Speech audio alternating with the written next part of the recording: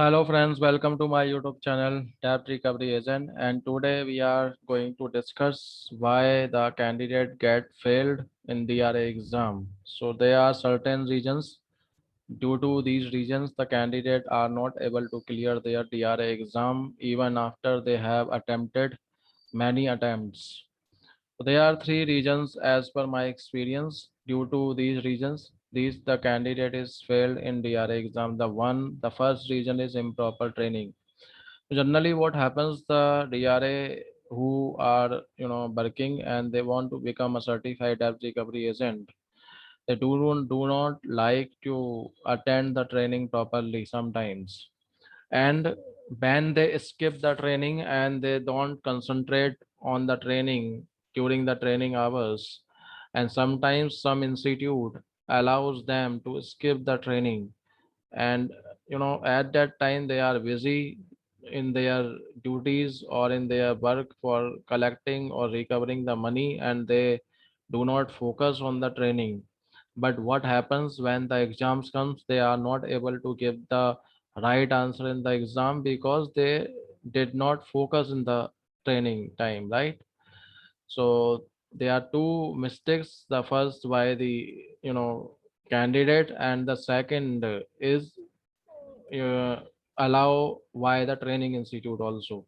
The training institute cannot allow the candidates to skip the training because it is mandate to complete the 100 hours or 50 hours training as per your qualification. If you are graduate, then you have to undergo for 50 hours training, and if you are undergraduate, you have to undergo 100 hours trainings. So my suggestion is to you that attend the training properly so that you can clear the exam. You have to sacrifice only one time, but if you don't attend the training properly, you may get failed and you have to waste your time, you have to waste your money also. And the second reason the candidates gets failed is that gap in the exam. What happens when after the training there is generally there is the gap of 1 month or 2 month from the completion of the training or to the exam date. So what happens? The candidate never revise or never touch the notes he learned during the training hours. So without you know revising or without reading the topics, it is very difficult to memorize all the topics at the last moment because the exams comes from every topic of the syllabus. So you have to revise or you have to touch the notes when you know uh, your training is finished. And the major issue is language. What happens?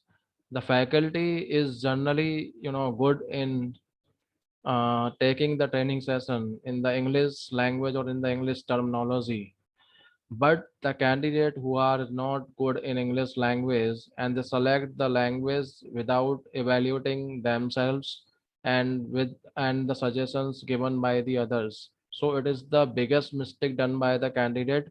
You have to select only those language in which you are well to understand.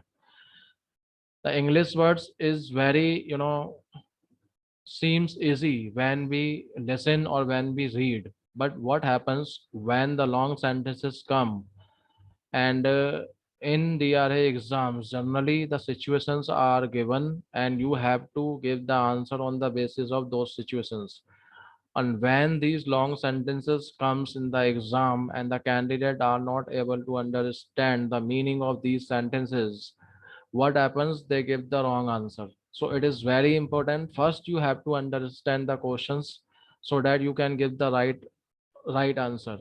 And until unless you are not able to understand the question well, how can you give the right answer? So it is very important to select the right language from the beginning. The exams is available in English as well as in Hindi, and in some regional languages are also available, but most of the candidates prefer English or Hindi. So there is no difference in the certification if you choose Hindi language also. So my suggestion is that you have to give, or you have to appear in the exam, you have to apply the exam only in that language in which you are good. Don't take the suggestion from any other faculty members or any other persons. You have to evaluate yourself in which language you are good. If you remember these 3 points, I'm 100% sure you will clear your exams. So don't commit these three mistakes if you want to become a certified debt recovery agent. The objective of making this video so that you can get the idea how to clear the exam and what mistakes should not be repeated by you. Thank you for watching my video, and we will meet in the another video. Till then, bye bye, take care.